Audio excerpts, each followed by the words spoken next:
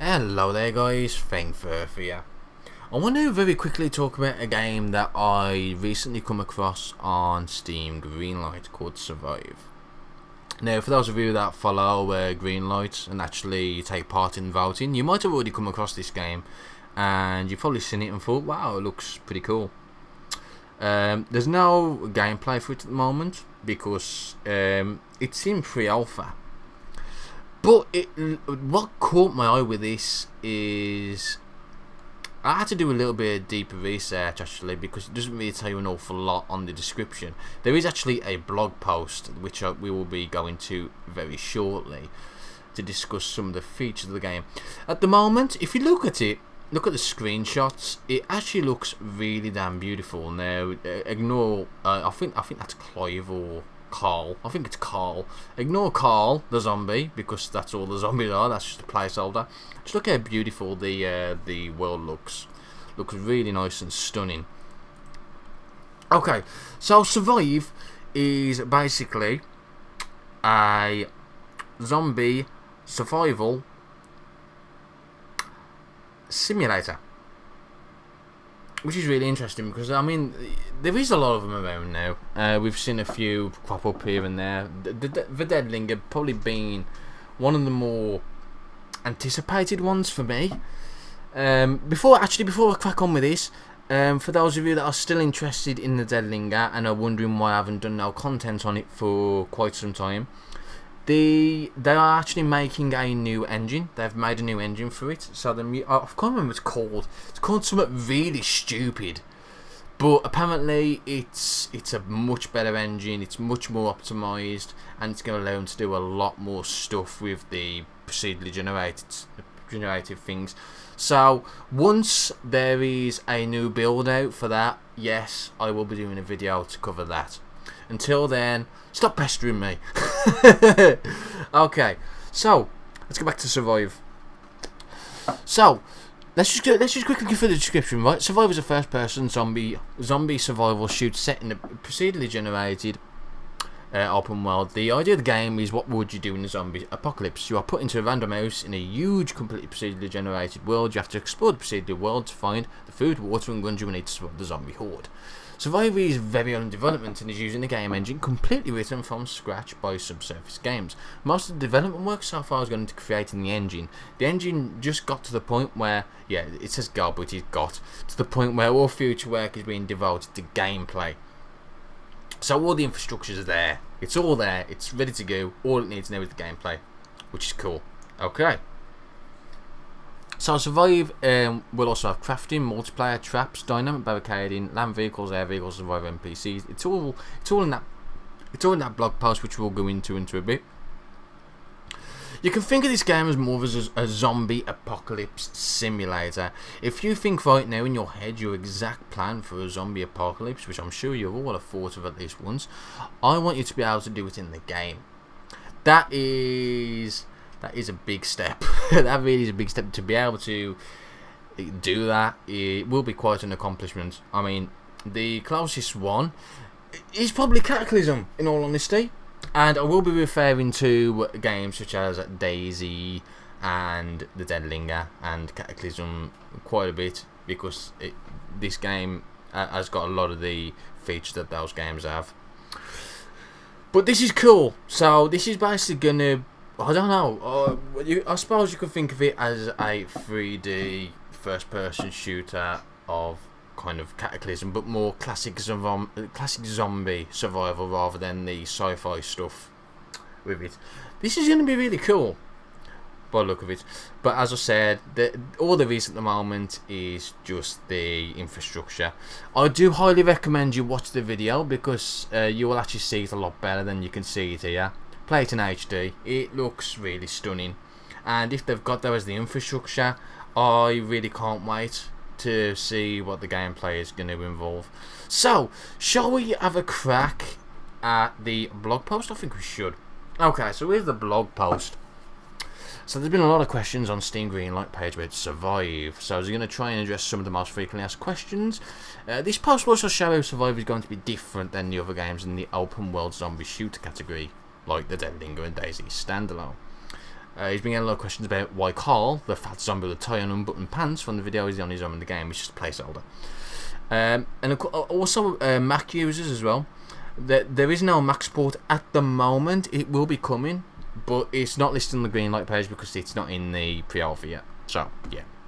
Okay, so I'm going to quickly go through each of these features. I'm going to tell you what I think of them, and we'll go from there.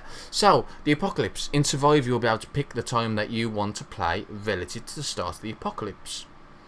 This will be interesting, right? So, you can also have the game pick a random time where you start anew, so it will be a surprise when the apocalypse hits. So, you can have it as a random time, which is cool as well. So, you can start a few days or minutes before the apocalypse. You can also start 10 hours or even 15 years after the apocalypse. Everything in the world, including survivor NPCs and loot, will be generated completely different depending on the time you start. The closest game that does that is probably Cataclysm actually. You can actually decide what hour you start your game on. This takes it probably a lot more steps further. You can actually choose to do it before the apocalypse hits. That's an interesting thing to think about because, well, the world's probably going to be full of NPCs, and then obviously when the apocalypse actually hits, shit's going to hit the fan. That's going to be really interesting to see what happens with that. Of course, you can also start 15 years after it, or even probably even longer, and of course loot will be a lot more scarce because it will have been scavenged by NPCs. Interesting that. Traps and barricading. So, because zombies will always be knocking at your door, you will need a way to keep them at bay. There will be various ways to do this. Simplest way is to just use the dynamic world movement system and put basically like a couch in front of the door and stuff like that. Basically, they're the Linger as their stuff currently. That's cool, right? I like that. But also, when moving a lot of stuff in front of the doors is not enough, you can also do some basic construction to build barricades, so you can find tools and supplies in for basic carpentry in some people's garages and at home improvement stores. In addition to being able to board up windows, doors, you'll be able to dynamically construct walls, forts and anything else you can think up with this system. To get more wood to use for this construction system, you can chop down trees and rip wood from other areas. That is on the depth of Cataclysm style construction. That's epic. That really is pretty epic, and that's going to be really interesting to see what stuff people will build. It really will. That is really interesting. Okay, so now your safe house building is properly barricaded. It's time to add some traps to protect your stuff from zombies and would-be thieves. In single-player survivor NPCs, single-player, what the fuck am I... Yeah, in single-player survivor NPCs might try and break into your house and steal your stuff while you're away or sleeping. In multiplayer, other players will most certainly try and steal your things. Now, some people are probably worried at this point and think, oh no, it's multiplayer, oh no. Don't worry, we'll get to that bit in a bit. To protect them while you're away, you must use traps. There were two types of traps, active and passive. Passive traps are traps that are camouflaged and generally activate by walking onto them, like pressure plates. An example of this is a spike pit. Active traps are made up of two parts, a trigger and a trap itself. You're able to mix and match different traps and triggers. So some triggers that will be in game are tripwires, motion sensors, pressure plates. You can put your crossbow or shotgun on the other end of a tripwire so whoever walks into the room gets shot. And other crazy stuff like that. Some can even work on electricity if you have a form of electricity available, i.e. from a battery or generator. Cool, really cool that you can do that. So yeah, that's pretty cool. I'm going to say that a lot, aren't I? Okay, multiplayer. This is probably the interesting part about this, right? This is both a single player, a cooperative, and a multiplayer. Theoretically, a PvP kind of game as well. It's actually a really interesting mix. But the best thing about it is that you can separate it. That is probably the best thing I'm going to enjoy about this game, is that you can actually separate it. A few nice features to go with it as well. So, in Survive, the multiplayer would just be exactly the same as a single player game, but with other players who might want to hurt you or help you, depending. The main multiplayer mode will be the classic big surf-paced multiplayer. So it's going to be stuff like how DayZ works, like that kind of server style. So yeah. The game will also support a co-op mode for both single player and the server multiplayer. So it's for both, that's cool. So what I mean by that is you can easily play with your friends in a few ways. First, you and your friends join a lobby together. Then you can have two options. You can either play regular co-op or online co-op. You can create a new world together for only you and your friends to play in. Or you can join another server as a group. Interesting concept this, because whenever you start in a new world for the first time, you will all start in the same house, as if you were a family before the apocalypse and knew you were all waking up to survive together. That is probably one of the best features ever. I'm so sorry, but the amount of times me, Kai and Chris have spawned in DayZ and we are miles away from each other, it gets aggravating to the point where it takes us forever to try and meet each other. We end up topping ourselves to try and get into a closer spawn, and your game shouldn't really be actually encouraging that like DayZ does. So this is good. The fact that you actually spawn together if you want to play co-op is good. It's good. It's good. Regular co-op will not require you and your friends to set up a server and will just work. Sort of a way Left 4 Dead lets you and your friends just join up and start playing. The regular co-op will also be playable over LAN. Now, again, that's pretty cool as well. It means you haven't got to do all this pull forwarding crap. One thing I hate is pull forwarding, because my internet service provider's crap for doing that sort of stuff. But other than that, you know, it's cool. The fact you got LAN as well is really nice. There's not many people that you actually use LAN these days, but some people still do, and it's still probably the best way to actually play stuff together. So yeah, great adding. So I'm actually really happy with how multiplayer is going to work. But of course, I will probably be focusing more on single player more than anything else. But yeah, okay. So, procedural world generation. In Survive, the entire world is procedurally generated. We already know this, we've been told it 16 million times, but, you know, let's just tell you it again. From the placement of buildings to the roads to the actual buildings themselves, everything is procedurally generated. When you start a new game, you're put into a random house in the world. So, it'll generate different types of buildings from a generated blueprint, which is cool. At the moment, for example, obviously the Dead Linger is the best one to actually compare this to. They only have two kinds of houses, which gets very repetitive. I mean, bear in mind that one's also still in alpha, so they've still got chance to make different types of blueprints, but it can get really boring when the same building gets generated over and over again, because you know all the loot spots. There's actually a lot bigger. There's going to be a lot bigger, you know, variety, which is always good. Not only that, but it actually has it's actually got the seed system like Minecraft and Cube World. So if you've got a seed of a world you like, you can post it up and say, hey, you know, this seed's really good. You start off right next to a big massive city complex. That's cool. I like that. I like that a lot. Something really interesting as well, why I kind of prefer this type of game, procedural generation, to static. DayZ is a fucking great example of this, because you got everyone who knows where all the loot spawns are, you know, northwest airfield. They'll just camp there and they'll wait for loot to spawn, and maybe even server up to try and get to loot. And you know what? That's promoting really crap gameplay. It really is. It's promoting really bad habits, and you shouldn't be doing that. You should instead be thinking, where's the next best place to go? Not, oh, I'm going to wait here and wait for the loot to spawn.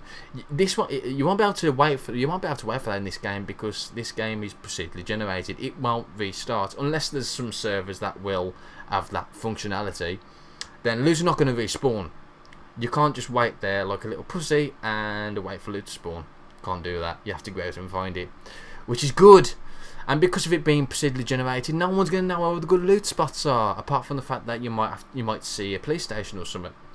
So some of the buildings that will be generated in Survive are skyscrapers, malls, schools, farms, prisons, police stations, office buildings, houses, shopping centres, all kinds of stores, gun stores, gas stations, libraries. Whew, big list. There's going to be more than that, I think, as well, by the look of it. But yeah, there's going to be a large variety. Interesting one now is actually libraries, which we'll get to a bit later. So yeah, large variety of stores, which is going to be great. Good.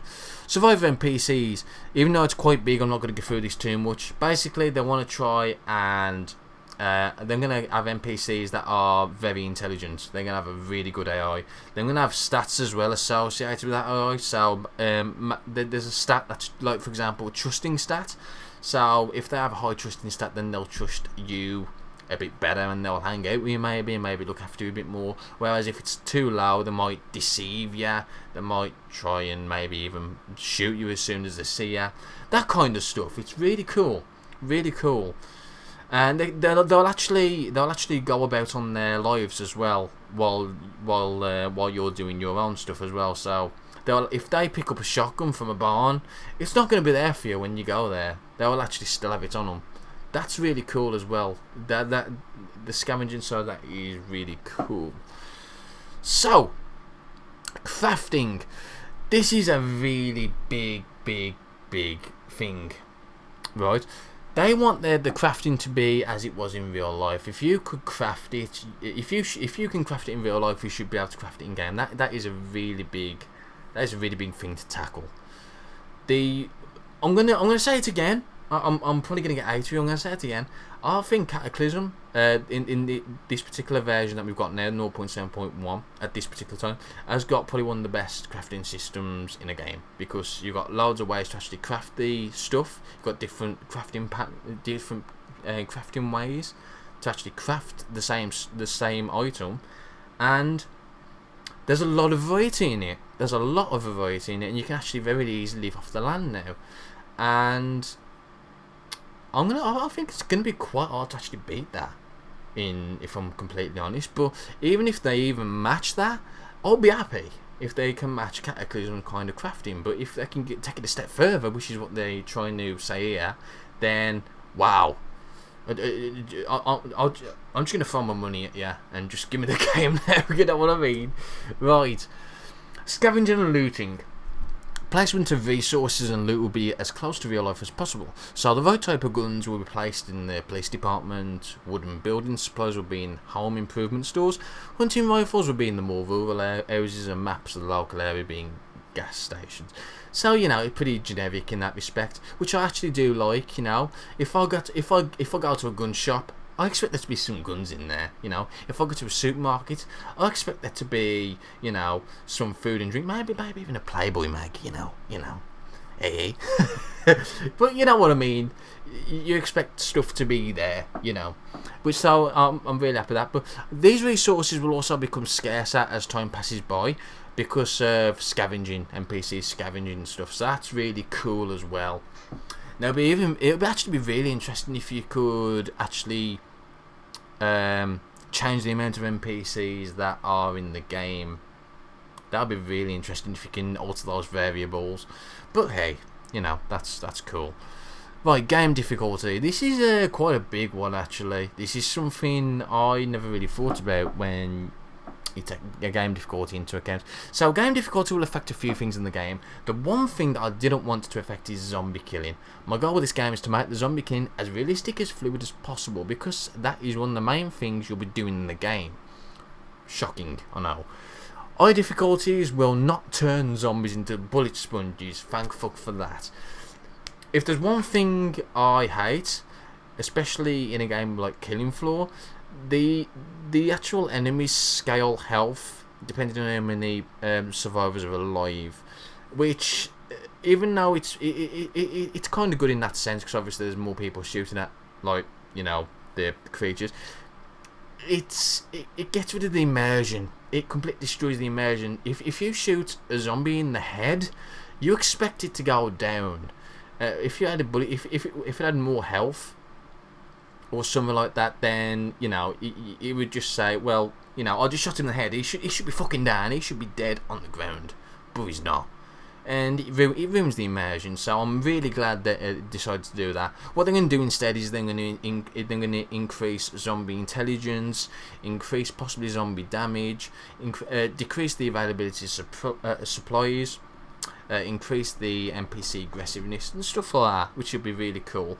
Also, something really interesting is maybe it might affect your starting location as well, towards a more difficult area. So, for example, at a lower difficulty, you might spawn in a beach house with a gun and a car. Then, on highest difficulty, you might spawn in a small cabin in the freezing north with no vehicle or weapons. This will make the game more difficult without compromising the gameplay of zombie killing. So I am massively in favour with that. I really am. Biomes and weather. Survive will generate an entire planet-sized world. Yeah, think about that for a minute. How big is the world? I actually have no idea how big the actual world is. I could probably Google it up, but it's pointless because I know one of you is going to put it in the comments anyway, so it's pointless me even Googling it. But yeah, it was originally going to be unlimited, but that is not very realistic and a little more technically challenging. The world will be effectively unlimited because it will be the size of Earth or possibly bigger. I mean, that's massive. That is absolutely gigantic. That is going to be much bigger than what the Dead Linger originally said. I can't remember what Dead Linger was now.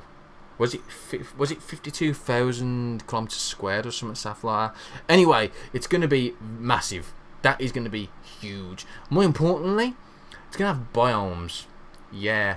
The different biomes of the game will be determined by in-game geographical location, so the further north in the planet, the colder it will be. Cold weather will cause you trouble, so living in the north will be more challenging. Trying to move south will make your life much easier, but travelling long distances will not be a walk in the park. There will also be many wilderness areas generated. Some of these areas are forests, lakes, rivers, plains, deserts and mountains. So, you know, a nice variety of biomes that are realistic as well. So the weather will change randomly and be based on biomes, but it will also be governed by the seasons. The seasons will be laid out over an in-game year. I don't know how long the days in survival will be in the real world time yet, because there needs to be extensive playtesting. That is really cool. That's going to keep the atmosphere. That's just going to keep the immersion right there. I am really looking forward to this now after reading this blog, and we're not even done yet. Dynamic item moving in inventory system. This is cool. So there's going to be one big part about the scavenging and travelling is the 3D game world. Not what the hell? Did I just read that? Right, scrap that. Right, let's just read it. In Survive, every single object in the game is able to be picked up and moved around the 3D game world dynamically. That's what I was after. Why the fuck I've read it upside down and inside out, I don't know. So you could drive your truck into the local store or your neighbour's house and physically load a couch into the back of the truck, then drive back to your house and use it to block your door. Your character's strength stat will determine how well you can move things. Then moving more things will increase your strength over time. Really cool system there. So this system will have a big part to play in both the barricading and item management of the game. You can also use this system to loot more than you would if you could only store things in your backpack. So you could drive down the local gun store and then load all the guns that's still there in the back of your truck. This will allow for more dynamic and realistic item management, but could become tedious for some older items, which is true. I mean, if you want stuff like little tin cans of beans or pineapple or some stuff like that. So the game will actually use a hybrid system. Your character will have a certain amount of default storage space based on the current clothes they're wearing to simulate pockets. You will then find different bags around that will store more things. So by getting a backpack, you can store a certain amount of stuff on your body in a classic inventory-like system, similar to most other games. Cool. I'm really impressed with that. And all vehicles will also have this hybrid storage, so you can stick stuff at the back of the truck, and then you can put stuff in the truck to simulate the glove compartments and the center bloody box thing. Yeah, the center console, that's it. So that's cool. You know, the moving like that means having a big vehicle is going to be very beneficial in that regard. So yeah, epic. Killing zombies is one of the most important parts of Survive, as one would expect. Because of this, killing zombies will be fluid and fun. There's going to be a large amount of variety of weapons. So any type of gun that you would be able to find in the real world, you'll be able to find in the game. So there's going to be pistols, assault rifles, some machine guns, shotguns, light machine guns, rifles, and snipers. There's also going to be crossbows and bow and arrows. That's cool as well. There's also going to be certain explosives that you can find in military bases and on fallen soldiers. So that's kind of cool. Stuff like claymores, rocket launchers, C4, anti-aircraft missile launchers. Cool. You can also do it. There's also going to be a ton of melee weapons, and you can even craft a lot of the melee weapons to make them more deadly, which is cool. And also, more importantly, is this: the dynamic item movement system can also be used to kill zombies. So you could go to your roof and drop a microwave on a zombie's head and kill it. How cool is that? I've always wanted to do that. I've always wanted to chuck a piano off a roof and squish a zombie. You can do that in this game. How cool is that? All damage in the game will be dynamic and based on the weight and shape of the objects. Cool. RPG elements and survivor customization. So all of this is completely pointless if there's no progression system in the game. Which is kind of one of the reasons why I have gone off stuff like DayZ, because there's no real progression in the game. I mean, you go out, you get your food and water just to help survive. You get a gun, you shoot Zeds and people, you loot them, and you get shot, and then the process repeats. There's no progression.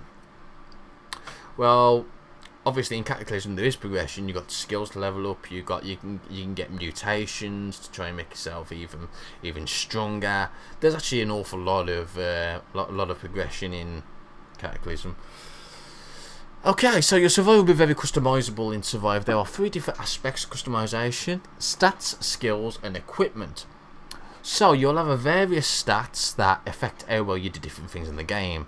So some of the stats are endurance, intelligence, marksmanship, archery, awareness, strength, and speed, just to name a few. Intelligence will determine how well you learn and advance new skills. Endurance determines sprint amount and health. These stats will improve as you use them more. So that's kind of cool as well. That's kind of like how the Cataclysm skill system works. So the more you push around boxes and couches to barricade, the stronger your character will get, etc, etc. In addition to these stats, you'll be able to learn various skills. You do not know all the skills in the game, but will have to learn them or start off with them when you customize your survivor at the start, which is kind of cool. So that means you can pick a few skills to start off with. Maybe you wanna pick horse riding because it gets mentioned a lot in this article. So yeah, maybe you wanna pick horse riding. You can pick horse riding. Maybe you want to be an electrician. You know, pick a bit of electrician skill. So that's cool. Okay.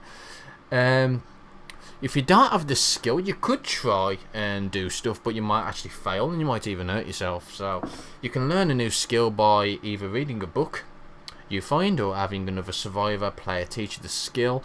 If you already know a skill, you can increase it by using it more or finding a very advanced book in that skill. So libraries are going to play an important part in that, just like doing Cataclysm. Some of the skills in the game are horse riding, construction, electrical engineering, auto mechanic skills, and piloting.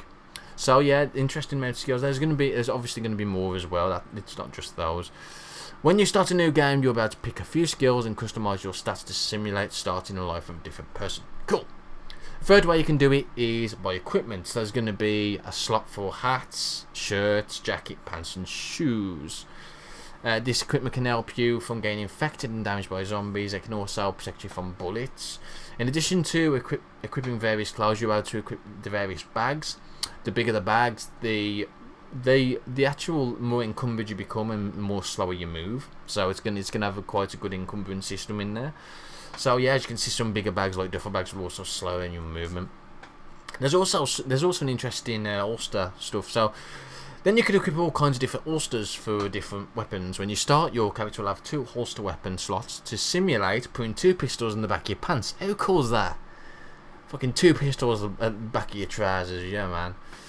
You'll also be able to find real holsters to equip more weapons that you can easily switch to. So all of these holsters will take up a real spot on your body. So for example, you could put a sword in the holster on your back, 2 pistols in the waist holsters, and another pistol in the ankle holster, and then have a shotgun in your hand. That's cool. That's cool. Really is. That is definitely a lot more immersive than just having slots that do absolutely nothing. You know, there's no reason why they're there for. or you know, having a stupid amount of guns that you possibly could never carry. Cool.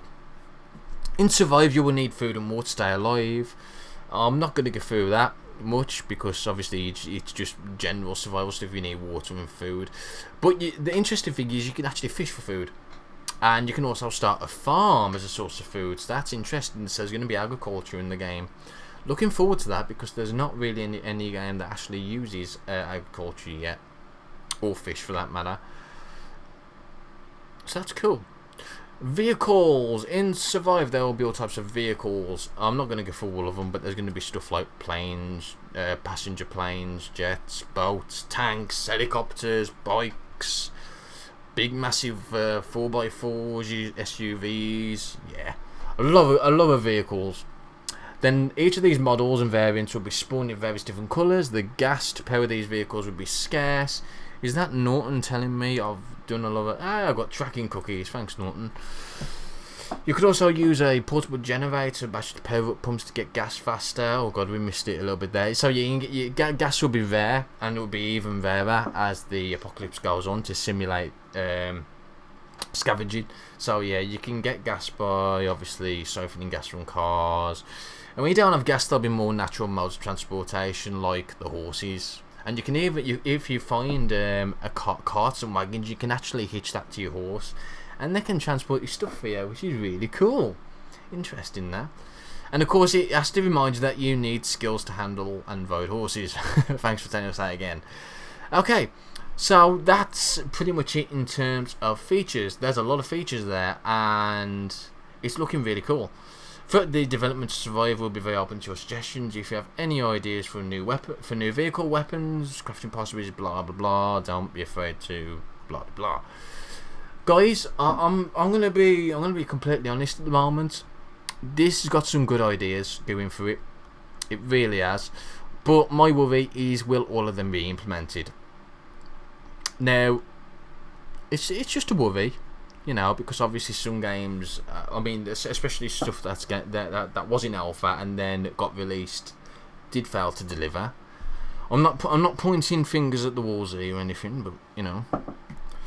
But yeah, to be fair, I hope that that's not the case. I hope it gets all these features, because if it has all these features and maybe more, this will be the game.